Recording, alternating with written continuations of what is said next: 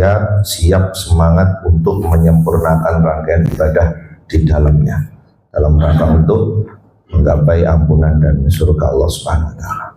Salam dan salawat mudah-mudahan Allah dipacurahkan kepada Rasulullah sallallahu alaihi wasallam. Sahabat sekalian, pada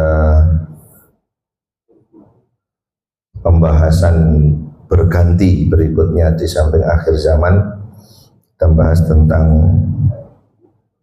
bagaimana hukum yang secara detail dibahas di dalam Al-Quran adalah terkait harta kepemilikan. Sekali lagi di surat An-Nisa ayat ke-7, baik laki-laki maupun perempuan mendapatkan hak yang sama, meskipun jumlahnya berbeda. Lirrijali nasibun mimma tarokal walidani wal akrobun walin nisa'i nasibun mimma tarokal walidani wal akrobun mimma qalla minhu au katsur nasiban mafruḍah. Jadi ini bagian daripada keadilan. Jadi Islam memandang laki dan perempuan itu dalam posisi yang sama. Dalam posisi yang sama artinya laki mendapatkan bagian dan perempuan juga demikian. Ditetapkan nasiban mafruḍah, sebuah bagian yang sudah ditetapkan. Maka kembali kita review yang lalu, beda secara hukum ketika seorang itu menyerah terimakan harta saat masih hidup, berbeda pula saat seorang itu menyatakan pernyataan semasa hidupnya untuk diberlakukan saat setelah meninggalnya, dan beda pula tanpa pernyataan, tanpa ungkapan adanya seorang yang meninggal dunia dan adanya harta yang ditinggalkan. Maka itulah yang kemudian antara hibah, wasiat, dan waris itu kemudian dilaksanakan. Nah, dalam hal mawaris ini ada seseorang yang mendapatkan hak dengan didasarkan atau dilatar belakangi sebab-sebab tertentu. Jadi orang tidak bisa semua mendapatkan harta dari peninggalan orang yang meninggalkan harta. Tidak semua orang bisa menerimanya walau serumah, walau hidup bersama. Belum tentu dia mendapatkan hak saat orang yang pernah hidup bersama itu meninggalkan harta setelah ia meninggal dunia. Jadi tidak, oh saya atau kami hidup bersama sudah lama, belum tentu. Karena siapa yang mendapatkan, siapa yang meninggalkan harta dan meninggalkan siapa, itu jelas. Satu contoh misalnya, siapa sing ngeramut aku, ngobati aku, merawat aku sampai aku mati, dia mendapatkan hak atau seluruh hartaku menjadi miliknya. Nah, itu perlu ditinjau kembali. Ditinjau kembali siapa itu dan kapan itu dan berapa itu. Jadi kalau itu kemudian bukan siapa-siapa, maka masuk dalam kategori terbatas, tidak boleh semua. Kalau yang ngomong itu adalah orang tua kepada anaknya, maka pun tidak bisa ditetapkan itu sebagai pesan sebelum meninggalnya. Kalau itu adalah orang lain, maka pun dibatasi jumlah penerimaannya, tidak boleh seluruhnya.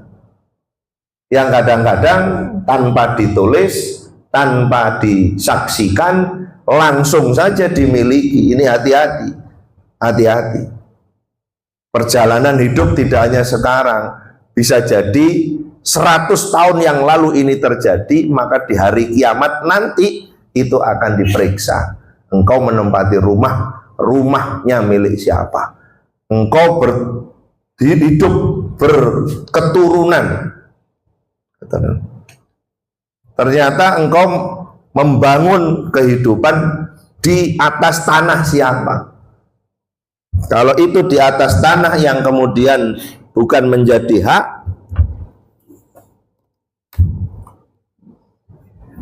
ya tidak bisa kemudian, loh ini memang hak saya, hak dari mana? Nah, itu periksaannya. Oh, dari orang tua saya. Caranya gimana dulu dari orang tua?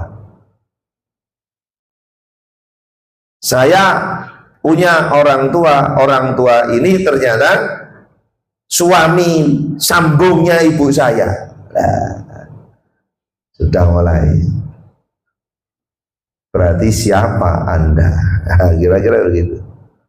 Nah, inilah yang kemudian sebab pertama seorang mendapatkan hak memiliki harta peninggalan yang ditinggalkan oleh seorang yang sudah meninggal dengan satu sebab nasab.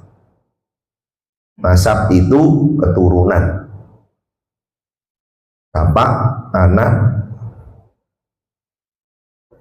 saudara yang berhubungan dengan satu nasab.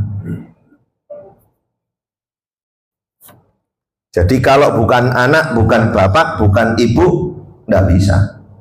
Bahasanya begitu.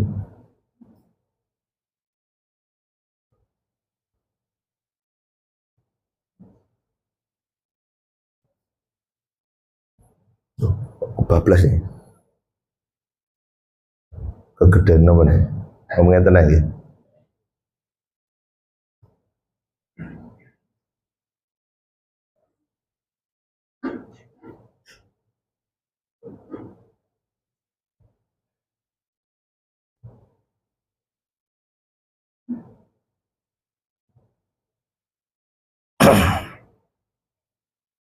Di samping kemudian adanya pernyataan bahwa laki-laki dan perempuan itu mendapatkan hak, maka dilebihkan di dalam Al-Quran walidzakari mithlu haddil unsayain. Sama-sama mendapatkan hak, tetapi hak yang diterima itu menyesuaikan kondisi keadaan. Seorang meninggalkan istri atau suami, itu posisinya beda. Ternyata tidak memiliki anak, atau memiliki anak perempuan, atau memiliki anak perempuan dan laki-laki, atau memiliki anak perempuan yang jumlahnya tidak satu. Itu menjadi konsekuensi pembagian yang berbeda. Maka ini yang kemudian nasiban mafrudo, bagian yang ditetapkan, bagian yang ditentukan dan tidak bisa berubah. Bisa berubah kalau nanti masing-masing melepaskan hak. Gimana dibagi rata? Sebentar, dibagi rata itu apa? Seperti apa? Harus tahu posisi masing-masing. Oh, emas adik laki dapat sekian, oh ini kakak perempuan dan adik perempuan dapat sekian. Gimana? Setuju kalau dibagi rata dengan ketentuan si saudara laki-laki melepaskan sebagian hak untuk diberikan kepada saudara perempuannya. Jadi bukan dari awal langsung dibagi rata, enggak, ada klausulnya. Jadi bisa berjumlah rata itu disebabkan karena ada pelepasan hak dari kepemilikan jatah si laki-laki. Jadi jangan merasa perempuan itu dapat hak yang sama dari hukum yang asalnya, enggak. Itu adalah pemberian dari hak yang sudah diterima oleh saudara laki. Ketika saudara laki-laki satu saja kemudian tidak meridhoi atau tidak setuju, maka tidak bisa diperlakukan. Dipaksakan dolim. Dolim la taqulu amwalakum bainakum bil batil. Dinyatakan batil dan dihukumi menjadi sama seperti pencurian atau berbuat tindak kezaliman. Nah, inilah yang kemudian baik itu garis keturunan yang ke atas ataupun yang ke bawah. Itu menjadi ketetapan dengan sebab hubungan keluarga.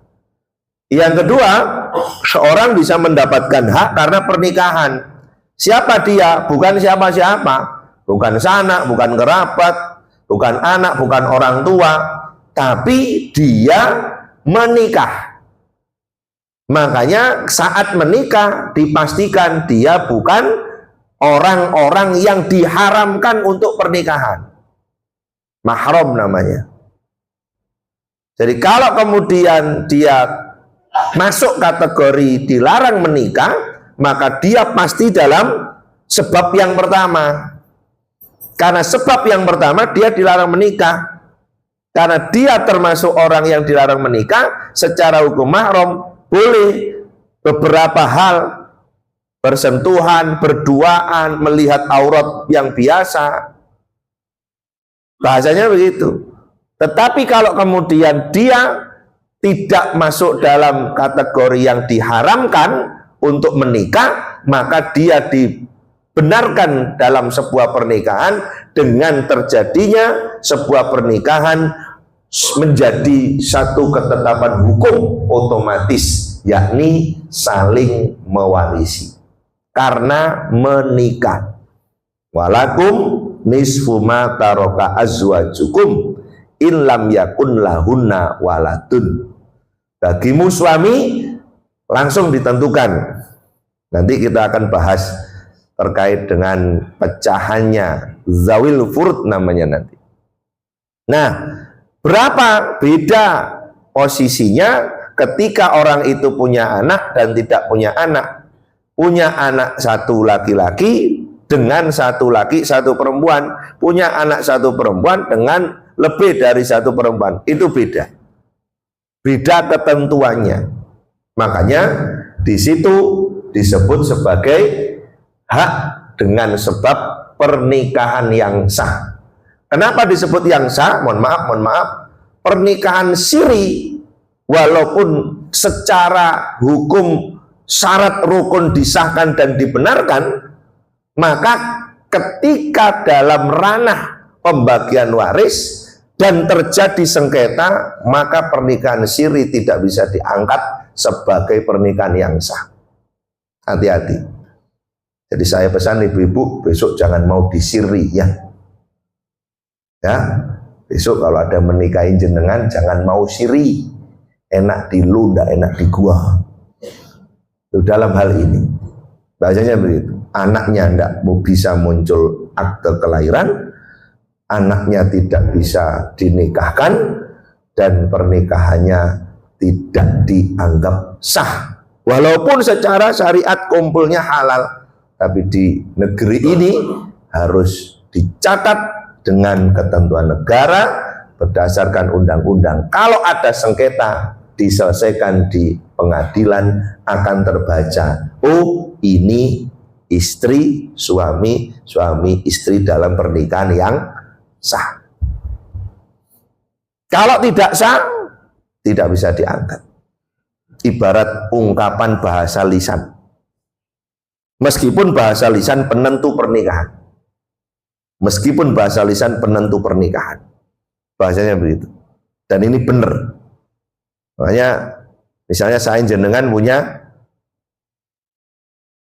saudara sebapak atau seibu dari pernikahan siri, ya secara hukum mahram. Tapi ketika ada sengketa dalam kepemilikan harta, diangkat ke ranah pengadilan, gugur semua itu. Mana alas buktinya bahwa Anda memiliki seorang ayah atau ibu yang menikah lagi dengan perempuan atau laki-laki lain dan memiliki keturunan dari pernikahan itu? Mana alas buktinya? Surat nikahnya nggak ada. Kalau hanya surat materai tidak dianggap sebagai surat. Sama dengan BPKB itu. Jangan buat surat keterangan bermaterai bahwa ini milik saya. Kira-kira diganti plat nomor, diterima apa enggak? Yang diminta apa? buku pemilik kendaraan bermotor. Padahal surat keterangan ditandatangani oleh pejabat setempat bahwa ini miliknya. Nggak bisa. Bahwa ini cuman surat keterangan, bukan surat kepemilikan. Kira-kira begitu bahasanya. Nah, jadi kok bisa ini orang lain bisa mendapatkan hak? Bisa. Bahkan termasuk nanti ada ketetapan wanita yang ditalak tapi masih dalam masa iddah. Wanita yang ditalak tapi dalam masa iddah. Misal contoh, seorang laki-laki menikahi wanita, dapat 1 pekan cerai, nikah lagi, dapat 1 pekan cerai, nikah lagi, dapat 1 pekan meninggal dunia. Berarti secara waris dia diwarisi oleh seorang wanita yang berstatus istri dan mantan istri berjumlah 3. Itu yang tidak enak, itu istri terakhir itu. Yang tidak enak itu istri terakhir, merasa sah tapi bagiannya dibagi 3. Kalau tidak benar-benar paham ilmunya, dia tidak akan, dia tidak akan melepaskan. Saya suami atau saya istri yang sah, saya berhak mendapatkan harta peninggalan dari suami saya. Yang 2 sudah ditalak, padahal cuma 2 pekan. Batas minimal 3 bulan. 3 bulan bagi wanita yang sudah tidak haid. Kalau wanita haid 3 kali suci, bahasanya begitu. Ya kan? Perhatikan berstatus istri sah 1, istri yang ditalak tapi masih dalam masa iddah itu 2. Berarti bagiannya istri dibagi 1, 2, 3. Siapa yang bisa berbesar hati? Ya, si istri yang sah tidak akan mungkin segampang itu memberikan kepada yang kedua. Ketika tidak diberikan, maka haknya diambil. Dolim namanya. Sampai begitu.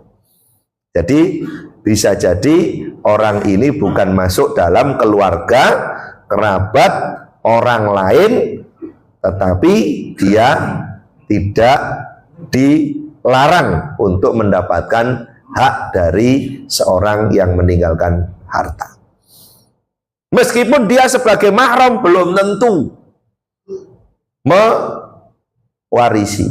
Contoh tadi, seorang laki-laki menikah dengan seorang perempuan, masing-masing membawa anak bawaan. Maka anak bawaan si laki-laki tidak bisa mewarisi harta ibu tirinya. Dan sebaliknya, anak dari ibu tidak bisa mewarisi harta suami ibunya. Bingung betul? Isu-isu nih soalnya. Turun kaisen. Bahasa itu nih. Jadi seorang laki-laki bawa anak dengan istri sebelumnya, seorang perempuan bawa anak dengan suami sebelumnya. Seorang anak suami ini tidak bisa mewarisi istri dari ayahnya. Seorang anak dari perempuan ini tidak bisa mewarisi suami dari ibunya kalau meninggal. Padahal hidup bersama mahram selamanya, permanen, tidak bisa saling menikah. Itu mahram permanen namanya. Walaupun bapak ibunya sudah tidak ada, karena bapak ibunya dulu sudah pernah kumpul, si anak ini tidak bisa menikah dengan ibunya, si anak perempuan ini tidak bisa menikah dengan ayahnya. Selamanya. Tapi dia bukan termasuk golongan ahli waris yang bisa mewarisi. Yang ketiga, dengan sebab walak atau perbudakan yang hari ini tidak ada. Karena budak itu jual beli manusia tanpa menikah. Kalau perempuan bisa dikumpuli, dan kalau sudah tidak suka dijual kembali. Itu perbudakan. Makanya Yang memungkinkan adalah sebab 1 dan 2. Di luar itu tidak bisa. Walaupun sahabat karib, walaupun yang bela-belain, walaupun yang biayai, sampai meninggal dunia habis banyak harta untuk merawat sampai meninggal, tidak bisa. Kalau itu dulu niatnya bantu, selesai setelah yang dibantu meninggal dunia. Tapi kalau dulu itu adalah pinjaman atau hutang, catat sebagai hutang yang harus dilunasi kembali. Kalau itu tidak ada catatan apa-apa, tidak ada akad apa-apa, tidak bisa diurus. Tidak bisa diurus. Dan sepihak bahwa ini adalah utang. Setelah surat itu muncul, setelah meninggal, tidak ada persetujuan dari si mayit, berarti itu bukan sebuah perjanjian. Tidak bisa begitu. Jadi surat ini menyatakan bahwa seluruh pembiayaannya adalah hutang si mayit. Kok bisa ngomong hutang si mayit? Apakah mayitnya bisa tanda tangan? Tidak bisa begitu. Jadi antara pihak 1 dan pihak 2 menyatakan sebuah perjanjian bahwa seluruh biaya ini adalah hutang, dinilai hutang yang harus dikembalikan. Baik setelah dia sembuh atau dia nanti meninggal dunia. Berarti ada tanggungan. Tapi kalau tidak ada, jangan ngeklaim. Termasuk anak kepada orang tua. Aku biyen sing bandani bapak, aku biyen sing ngobatno, sing ngeterno, sing ngeramut sampai bapak sedo. Berarti dunyane bapak nek sinten sing ngomong nekku. Kok cik? Ya, kok cik mana? Kok cik enake sampean cak? Payen emak koyok ngono sampean gak tau moro. Sampean yo gak peduli bamak mlebu rumah sakit ta, bah mlebu puskesmas. Barang mak gak ono sampean moro njaluk. Iya, memang dia anaknya. Hati-hati loh ini. Memang dia anaknya. Dia keluar dari rahim maknya. Ketika maknya hidup, tidak pernah datang. Ketika maknya meninggal, dicari itu. Lumayan, kadek kerja. Langsung siap diterima. Inilah resikonya warisan. Jelas. Nah, berikutnya, ternyata tidak semua yang berhak itu mendapatkan. Tidak gampang. Tidak semua yang berhak itu hasil akhirnya mendapatkan. Walaupun terhubung secara kerabat, walaupun terhubung secara nasab, walaupun terhubung secara pernikahan, ada sebab yang menghalangi atau menggugurkan, bukan menghalangi saja, menggugurkan. La yarisul muslimu al-kafiru walal kafiru al-muslima. Tidak boleh seorang muslim mewarisi harta orang kafir, dan tidak boleh orang kafir mewarisi harta orang muslim. Begitu kata Nabi SAW. Beda agama, stop, tidak bisa. Makanya ada orang yang mu'alaf masuk Islam, semua akses terputus. Semua akses terputus. Wali tidak bisa, waris tidak bisa, ya, doa tidak nyambung. Bahasanya begitu. Loh, iya yang buat aturan Allah Ta'ala, bukan kita. Yang buat aturan Allah Ta'ala. Makanya seorang yang mu'alaf, dia lepas dari semua jaringan atau hubungan kekeluarganya, sanak kerabatnya, sehingga dia tidak mendapatkan hak apapun, maka hidup di awal-awal ditopang dari zakat kaum muslimin yang dialokasikan untuk mereka. Makanya mu'alaf itu 1-2 pekan, 1-2 bulan, jangan 2-3 tahun, 25 tahun. Saya mu'alaf. Sudah berapa lama Bapak Ibu? 25 tahun. Kok ciadoh mu'alaf 25 tahun. Mosok 25 tahun saya gak iso sholat, saya gak iso maca Quran, saya gak iso ngerti agama, kan begitu. Itu sudah tidak lagi mu'alaf tapi muhtadin. Muhtadin, orang yang mendapatkan hidayah. Bahasanya begitu. Nah, ini tidak bisa, ya, tidak bisa. Makanya satu saat dalam persidangan seperti itu, Kenapa kok di omongan persidangan rawan sengketa? Rawan sengketa. Nah, sengketa itu selesainya di persidangan. Kekeluargaan selesai. Tapi harusnya dilaporkan. Kalau kemudian tidak dilaporkan ada sengketa, ya selesai. Jadi lihat hari ini, kadang-kadang tidak lengkap. Gitu. Nopo? Surat kepemilikan harta. Saya jenengan punya tanah, tanahnya ternyata milik orang. Dicatatnya orang ini hidupnya itu berakhir sampai di tahun 80-an. Nah, tiba-tiba sekarang milik saya jenengan, kok bisa? Itu bisa digugat itu. Ini di desa itu tanahnya Mbah Buyut saya, tercatat di tahun 83. Setelah itu tidak ada riwayat. Kok tiba-tiba menjadi milik Anda? Jangan-jangan Anda merampas, padahal mriki tukune duwike wis dipek turun. Nah, itu.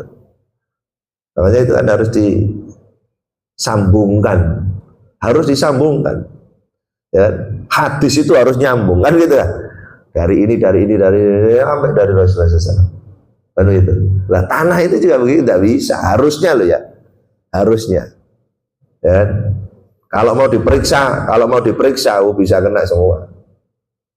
Coba jenengan yang hari ini tanah kepemilikan ya, atas nama jenengan itu diperiksa nyambung nggak dengan pemilik pertama.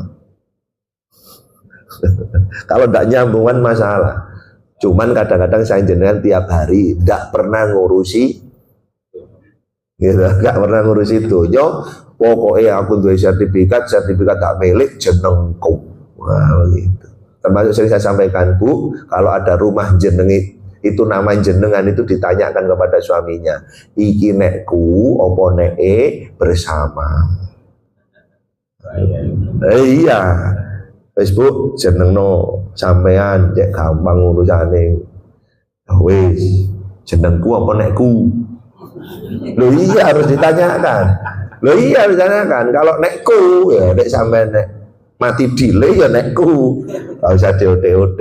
Tapi nek iki neke bersama ya itu nanti ada awas lo ya, habis ngaji ini jangan ada pertengkaran di antara Bapak Ibu loh, nanti saya ya, malah tambah tukaran sih. Bahasanya begitu. Makanya kadang-kadang saya bahasanya kalau dulu menikah itu si laki-laki yang punya tanah untuk membangun rumah itu ternyata duitnya si istri, wis gak usah pisah wis. Angel itu. Tukaran bisa angkatan omamu, kerukan lemamu. Jadi sing lanang ngomong ngeruk lemai, sing wedok ngomong ngangkat omahe, ya sudah. Akhirnya bingung, wis gak usah wis kasih to. Kira-kira begitu. Jelas ya. Jadi di samping beda agama, pembunuhan. Nah, hati-hati. Waduh. Emak iki kok wis sepuh ya. Ya apa carane mak moro tua iki. Ya toh, ya. Gitu. Dunyane akeh tapi kok ya loro terus gak mari-mari. Mumpung durung entek. Ya. Di blender ae. Gitu. Di blender nopo ne. Gitu. Oh, sebetulnya sih. Ya, jadi dijus ae niki leme ambek nanas ini. Jadi al-qatilu la yaris, pembunuh tidak akan memperoleh harta waris. Walaupun dia nasab dan tidak beda agama, dia berhak atas harta seseorang. Dia menikah, tapi kalau ada sebab pembunuhan, awas hati-hati. Ada pembunuhan itu yang bisa membunuh itu bukan dia. Makanya ada otak dari tindak kejahatan. Ternyata otak utamanya adalah mantunya sendiri. Dia susun rapi, berlapis 7 orang. Jadi si mantunya nyuruh kepada ring 1. Cak. Ini. Engkau sampean tak jatah. Moro tuaku iku sugih syarat-syarat. Beresno. Tapi ojo sampean sing nglakoni. Sing nglakoni wong sing nomor 6. Sampean golek, aku gak perlu tahu orang yang ketiga sing sampean kongkon. Rapi nih. Dari mana cerita ini? Mission Impossible. Loh, gitu. Mission Impossible itu kan jejak alat bukti kejahatannya susah di wong lapis 7. Jadi yang nyuruh ini dengan pelaku itu tidak kenal dan tidak pernah terhubung walaupun kontak mata. Hebat. Nek tidak pernah ketemu kontak mata kan, tidak pernah duduk bersama, bahkan papasan pun tidak berlihat. Dan tidak pernah terindikasi ketemu dalam jejaring. Tapi lacak alat sadap dan pengawasannya Allah tahu. Siapa yang dihubungkan ini. Yang nyuruh tidak tahu, pelakunya tidak tahu. Coba gimana membuktikan? Susah. Lah nek tahu cecetan, ndak tahu telepon, gampang. Nggih, gampang. NIK jejer tahu, gampang. Nggih, wong NIK. Data kita kan NIK toh? Itu kan data kependudukan. Nek data seorang hamba nopo? Identitas penduduk NIK, identitas diri. Ya seluruh alat rekam jejak itu. Pendengaran, penglihatan, kulit, mulut, kaki, tangan, bumi, hilangkan semua, silakan bertindak kejahatan. Hilangkan semua itu. Congkel matanya, buntu kupingnya, kelupas kulitnya, patahkan sikilnya, potong tangannya di luar bumi. Wis. Tidak ketemu. Iya, tidak ketemu. Karena kulit akan jadi saksi, mata, pendengaran, kaki, tangan, bumi jadi saksi atas apapun yang kita kerjakan. Kita bertindak kejahatan di tempat yang ini semua tidak ada tempatnya. Tidak ada tempatnya.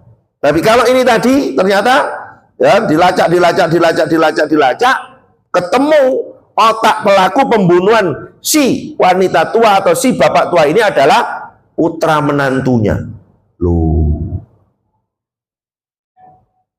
dia dihukum bukan pembunuhnya. Kalau pembunuhnya orang lain, tidak kenal. Tapi secara detail dia terindikasi otak pelakunya adalah anak menantunya sendiri. Langsung di-cut. Dia tidak berhak.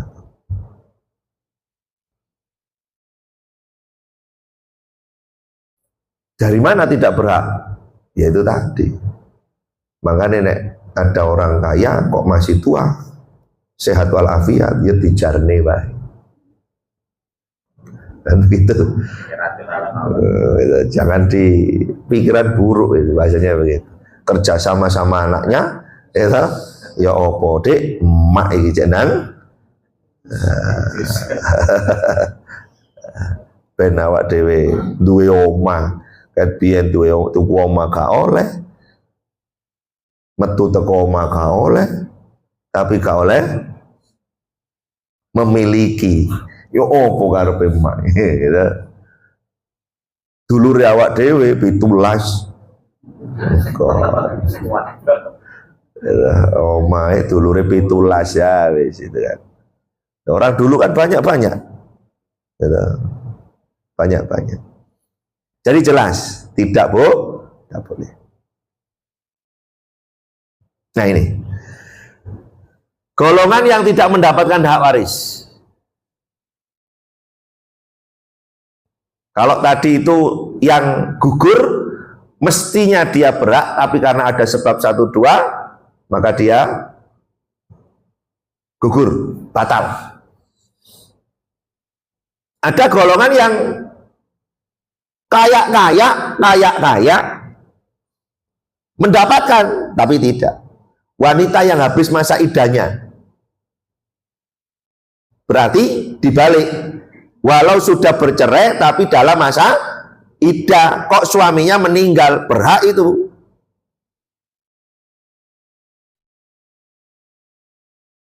Makanya wanita kalau dinikah oleh laki-laki yang habis menceraikan istrinya, tunggu masa idahnya selesai, daripada nanti tengah jalan mati dibagi wong loro. Nah, kira-kira begitu. Itu ngakali tapi bener. Ojo nikahi aku sih, ngenteni masa idai kok mari. Engko masa idai kok durung mari sampe nikahi aku, sampean mati. Bagi loro, bukan dipek kono. Dibagi loro eman. Ngenteni masa idah selesai. Kira-kira begitu. Tapi kalau bagi wanita tidak boleh menikah ketika dalam masa idah, pengkhianatan. Tidak bisa. Ini tadi itu si laki-laki. Jadi ada seorang laki-laki menceraikan istrinya, gitu. Dalam masa idah 2 bulan misalnya menikah lagi, gitu. Dapat setengah bulan meninggal, oh 2 wis. Makanya ibu-ibu wanita kalau mau dinikah sama laki-laki, tanyaan, sampean mari menceraikan perempuan apa belum? Apa enggak? Kapan? Kalau baru 2 pekan ngenteni entek ae sih. Gitu loh. Daripada kemudian tidak diberikan, selesai. Dolim yang istri sah. Tapi kalau dia wanita belum selesai masa idah, menaruh hati kepada laki-laki saja sama dengan wanita bersuami menaruh hati sama laki-laki, pengkhianat. Dinyatakan begitu. Pengkhianatan pernikahan.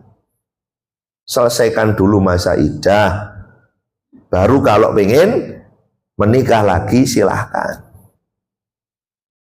Makanya kadang-kadang kenapa sih ada masa idah?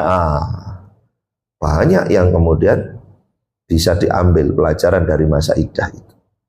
Bukan hanya sekedar, kan ada pernyataan yang supaya menetapkan bahwa di rahimnya itu ada janin, enggak. Kan sekarang bisa di USG. Iya, tapi bukan itu. Jauh lebih dari itu. Sidik benih laki-laki baru hilang setelah masa idah selesai. Dan tidak diizinkan oleh Allah Ta'ala dalam rahim seorang wanita diletakkan lebih dari 1 sidik benih, bukan sidik jari, sidik benih. Oh, sampai segitu. Makanya ada urusan binti itu. Jadi terhapus. Kenapa kalau orang ditinggal mati itu lebih lama, 4 bulan 10 hari? Karena orang sedih, itu sidik benihnya itu agak butuh waktu yang lama untuk hilang dari rahimnya.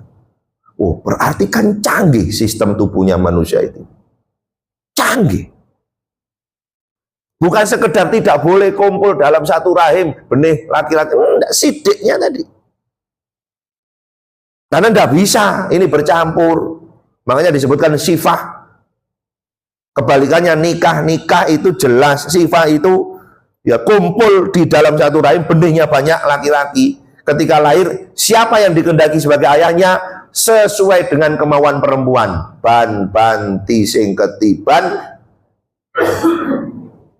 Yo, pemilih bapak banti sing ketiban tadi. Hati-hati.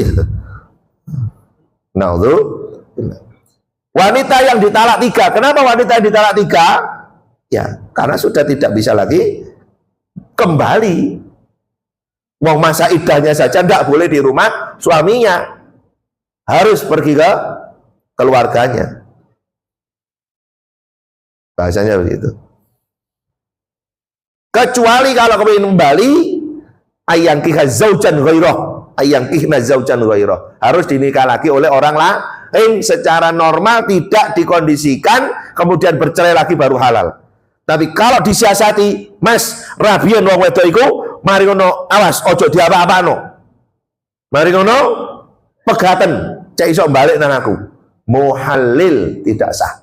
Itu namanya muhallil, rekayasa untuk menghalalkan, tetap tidak sah dan tetap haram menikah. Yang ketiga, anak-anak atau orang lanat.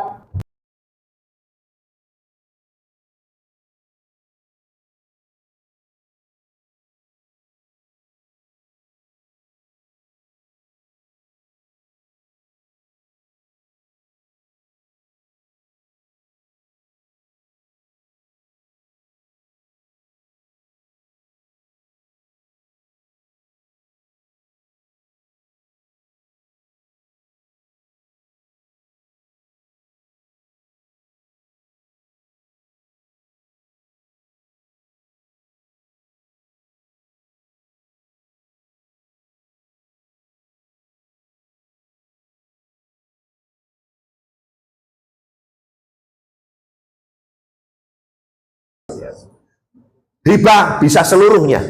Kalau wasiat maksimal sepertiga.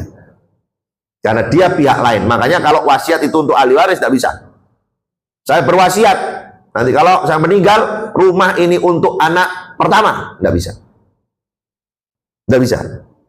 Rumah kedua, anak kedua, rumah yang di sana. Anak yang ketiga, tanah dan sawah yang di sana, tidak bisa. Pernyataan sekarang, bagikan sekarang, pindah hakkan sekarang, hak miliknya ditulis sekarang. Anaknya 5, sudah dikasih rumah semuanya. Orang tuanya nunut. Setelah anak menikah,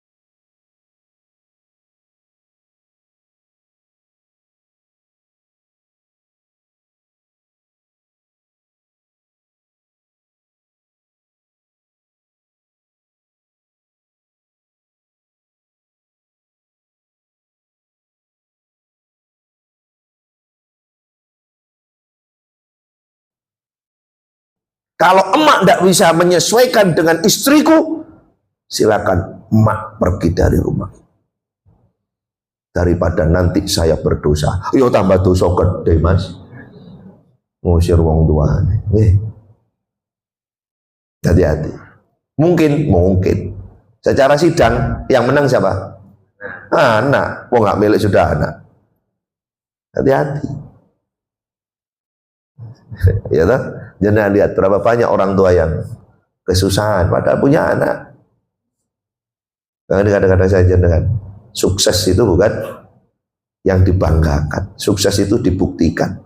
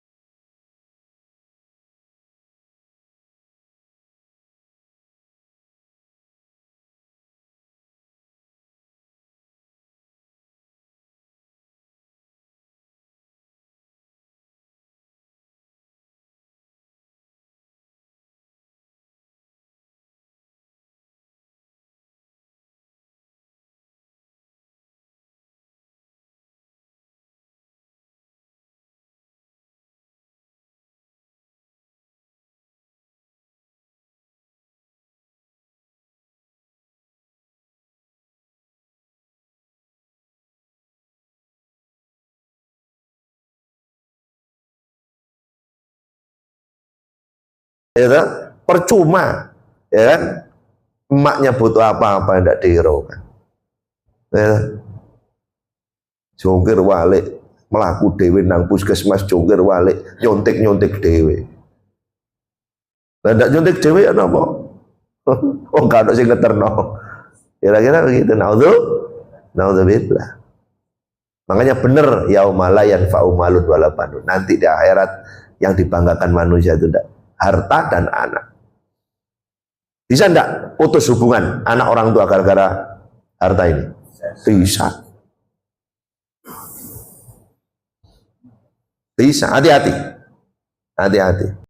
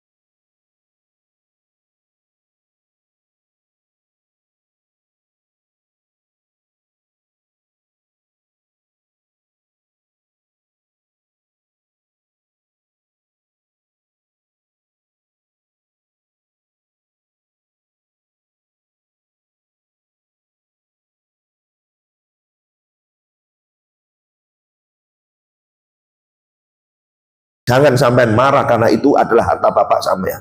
Kalau sampean sudah tidak mengakui emak sampean, hati-hati. Ketika sampean atau emak sampean sudah meninggal, tidak bisa dihapus dalam tulisan di muka bumi. Mumpung belum ini terjadi, kembalilah mas. Gak usah ngurusi yang begini-begini. Sampean bekerja dengan ilmu dan kapasitas sampean, cari harta yang sampean suka, bisa, tapi jangan ngurusi ini dan sampean benci dengan mak sampean.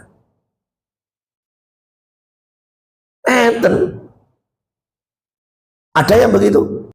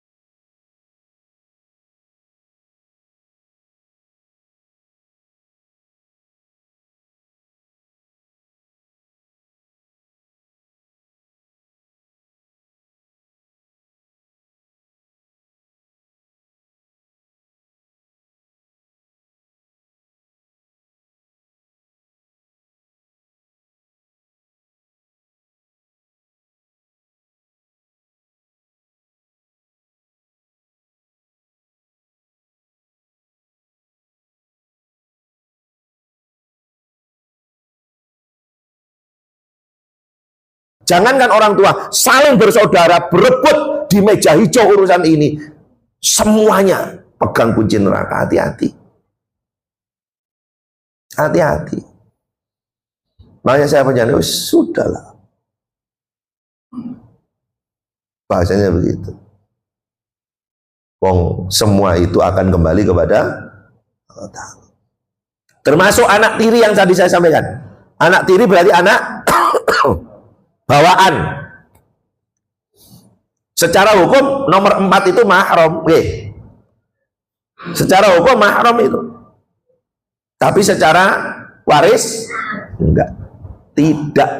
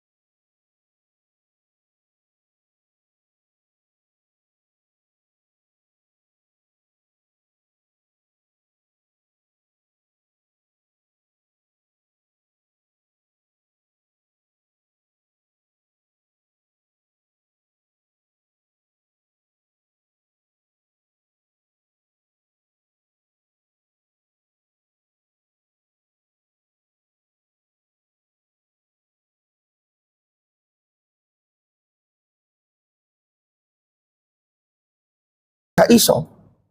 Lah kok sama duwe anak? Loh ya, waduh saya iso loh ya. Apa awakmu mbok padakno mek wedhus?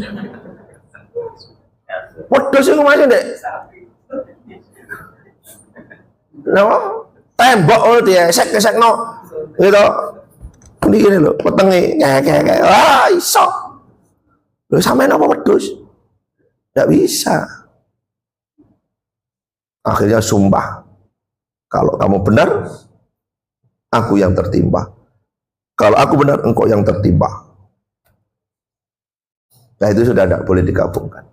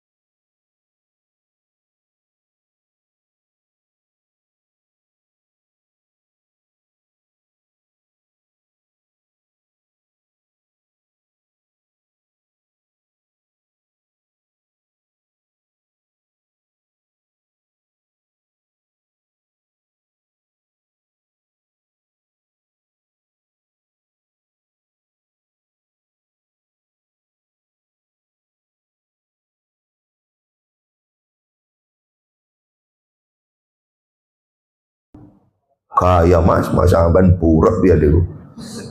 Biar sampean buruk ya. Gitu, gara-gara di grendo, di amplas, hati-hati. Jadi itu bisa jadi liat. Termasuk anak dari hasil zina, naudzubillah. Tidak ada pernikahan yang sah, terjadi kehamilan. Tidak boleh nerima. Awas hati-hati. Naudzubillah. Terjadi. Dibiarkan. Akhirnya menikah. Punya anak. Padahal anak pertama dari itu. Ya apa? Ini loh resiko zina itu. Naudzubillah.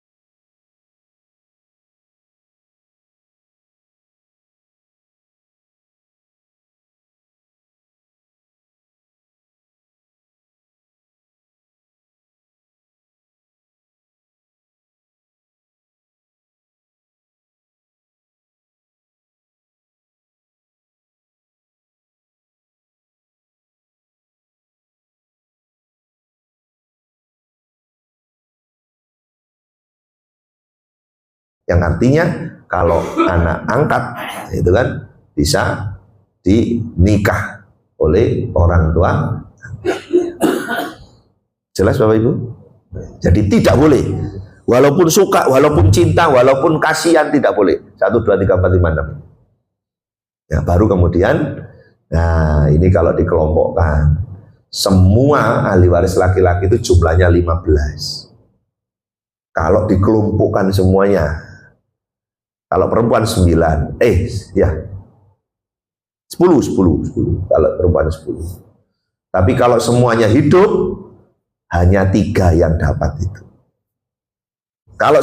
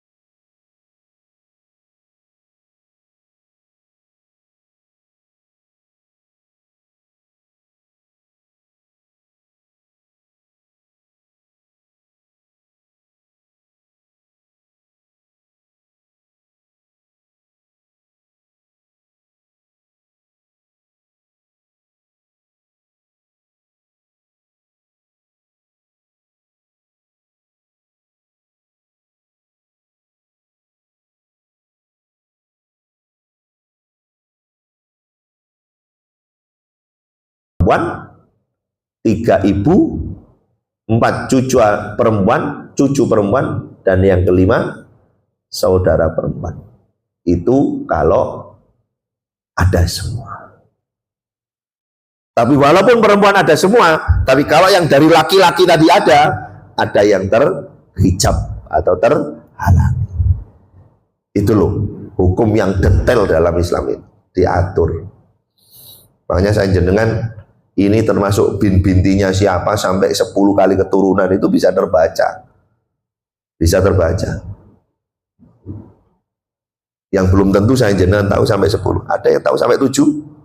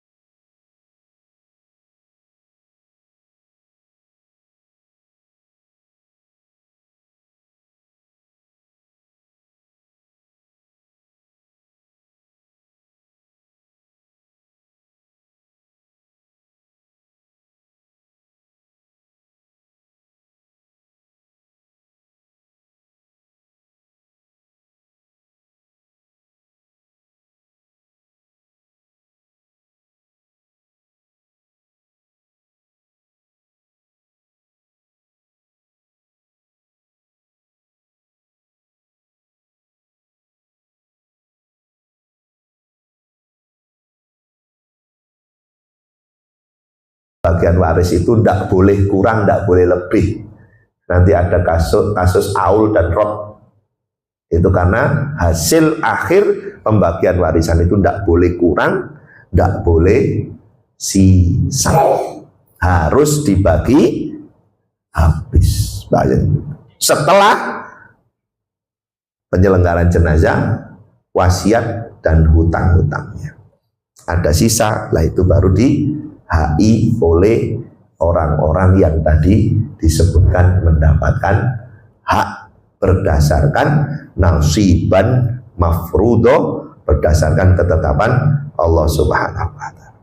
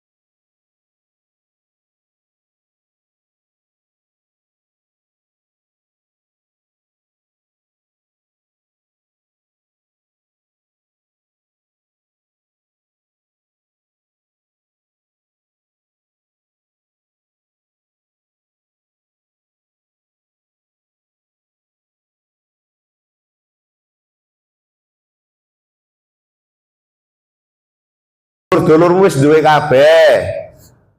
Wis ikhlasno, iki omah digawe adikmu. Awakmu kabeh wis padha iso tuku kabeh, ikhlasno. Karena bapak sing ngomong iya dan tidaknya kan ndak ada. Nggih napa tersane, bareng bapake ndak ada. Gak iso, Cak.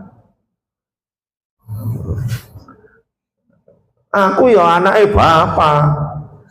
Sing sampean nggoni iku ya dunyane bapak. Ayo tadi petung lah. Sama-sama punya hak. Lah ini kadang-kadang terjadinya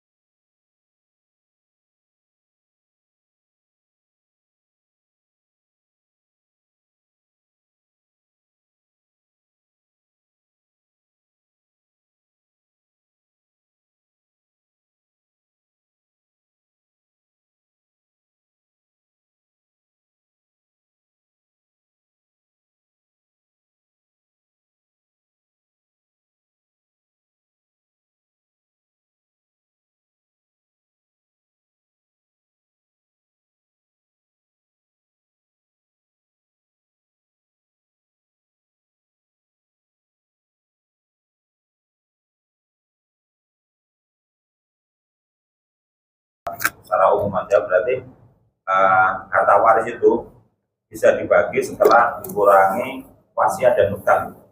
Iya. Adalah beda selain itu. Penyelenggaraan jenazah. Seketika ada orang meninggalkan harta, maka diberlakukan untuk penyelenggaraan jenazah, melaksanakan wasiatnya maksimal sepertiga dan melunasi hutang-hutangnya walaupun menghabiskan hartanya. Kalau menghabiskan hartanya selesai, tidak ada harta warisan. Kalau ini masih sisa, itu yang disebut tirkah, harta peninggalan si mayit. Judulnya itu bukan warisan, tirkah. Nah, tirkah, harta tirkah.